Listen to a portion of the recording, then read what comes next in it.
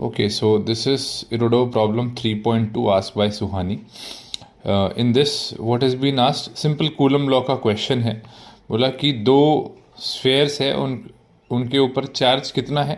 What would be the interaction force between the two copper sphere, each of mass 1 gram, separated by distance 1 meter, if the total electronic charge in them differed from the total charge on the nuclei by 1%.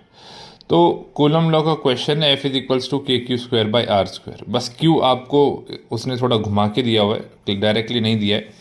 तो 1 gram copper के अंदर जितने charges होते हैं उसका 1% charge आया है इस स्फीयर पे. तो 1 ग्राम कॉपर में सबसे पहले तो एक कॉपर एटम का जो एटॉमिक नंबर होता है वो 29 होता है. इसका मतलब उसके अंदर जो न्यूक्लियस है, क्योंकि चार्ज न्यूक्लियस से लेना है आपको, तो एक एटम के अंदर 20 एटॉमिक नंबर इसका 29 है. इसका मतलब एक एटम के अंदर 29 प्रोटॉन्स हैं.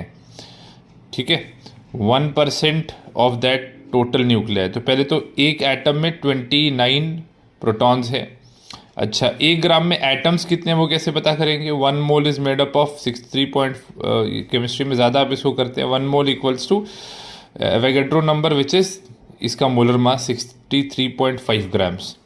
Number of atoms in 1 gram, तो उसके लिए क्या करना है आपको, 63.5 इधर ले आएंगे तो इतने नंबर ऑफ एटम्स आपको मिलेंगे 1 ग्राम में.